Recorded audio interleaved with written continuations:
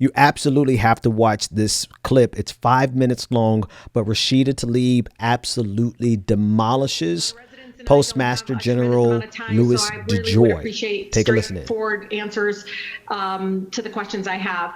As a lawyer, Mr. DeJoy, I believe that is incredibly important that all the citizens, especially public servants leading major federal agencies, are fully aware of and understand fully the law. Do you agree, yes or no? Yes. Yeah. Good. Then as an educational exercise and to ensure everyone here is clear on the law, I'd like to start by paraphrasing 18 U.S. Code Clause 1701, which says, whoever knowingly and willfully obstructs the passage of mail shall be fined under this title or imprisoned not more than 6 months or both.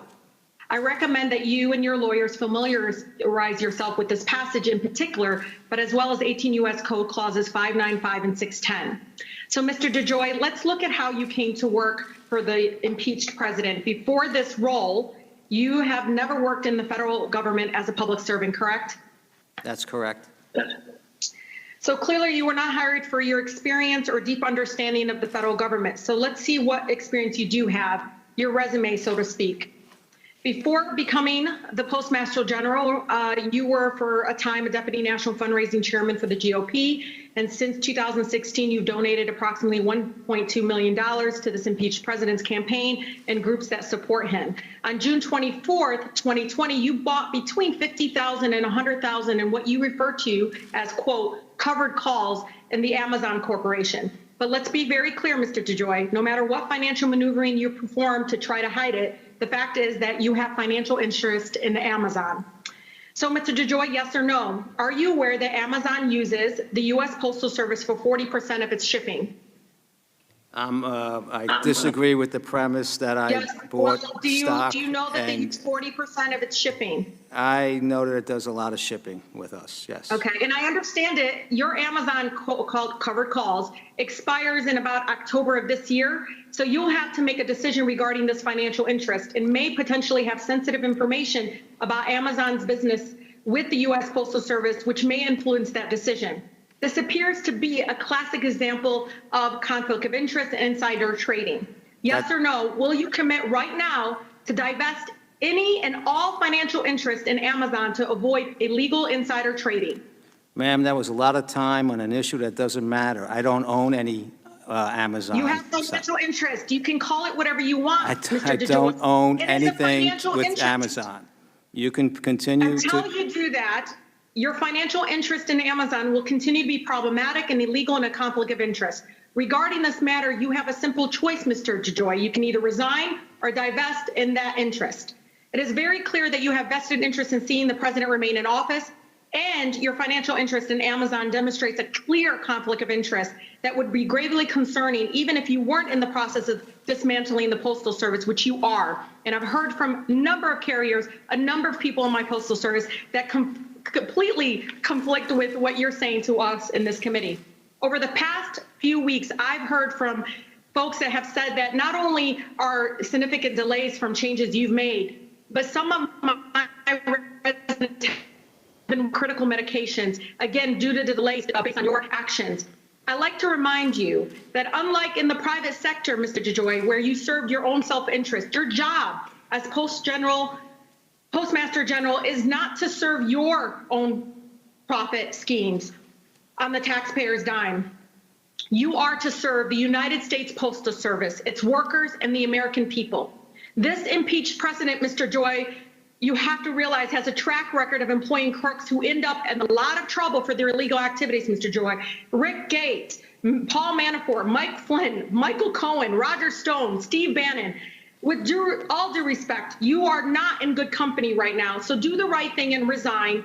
And I thank the Madam Chair for bringing this to our attention. And please, on behalf of the 13th Congressional District, all we want is for our folks to have access to a qualified Postmaster General that understands the importance of medication, understands that the workers need protection at the workplace, and that we are going to actually get mail delivered on time. Because what we hear on the streets, Mr. DeJoy, is completely the opposite of what you're saying to us. And you've done so much damage in just short a period of time that you've been there. And I do believe there's a conflict of interest, and you need to understand there are legal consequences to that. Thank you, Madam Chair. That was amazing. That was absolutely phenomenal, and exactly what needs to be done with these criminals who are trying to sabotage the election by sabotaging the Postal Service on behalf of Donald Trump. DeJoy was trying to deny the conflicts of interest that Rashida Tlaib was pointing out. I want to pull up some information from CNN to help you understand the nature of his conflicts of interest.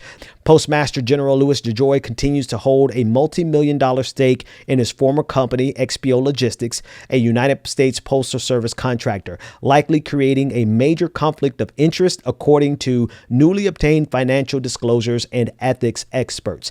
Outside experts who spoke to CNN were shocked that ethics officials at the Postal Service approved this arrangement, which allows DeJoy to keep at least $30 million in XPO holdings. They went on to say, DeJoy and USPS have said he fully complied with the regulations, raising further alarms. On the same day in June that DeJoy divested large amounts of Amazon shares, he purchased stock options, giving him the right to buy new shares of Amazon at a price much lower than their current market price, according to the disclosures. So there's a clear conflict of interest, and he will be financially rewarded if he manages to completely sabotage the United States Postal Service, not only through his investments, but also through the political rewards he would get by helping Donald Trump get reelected, because this is Donald Trump's strategy for reelection. Make no mistake about it. It is absolutely necessary that the Congress does not let up and let him get away with this.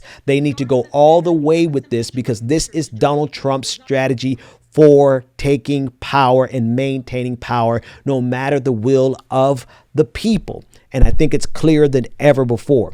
Last but not least, I want to point out how Rashida Tlaib at the very beginning made sure that we understood that this man has absolutely no experience in any form of governance, any form of civil service, and he is a political appointee because he donated so much money. Now, this is not new, and this is not germane only to the Republican Party. This happens across party lines, but it is something that we have to point out, because we have put someone over the Postal Service who has absolutely no experience. And so you have to ask yourself, what experience does he have and how will he bring it to bear? And what he's bringing to bear is something that is going to reward him financially at the expense of all the American people. Salute to Rashida Tlaib for taking him to task.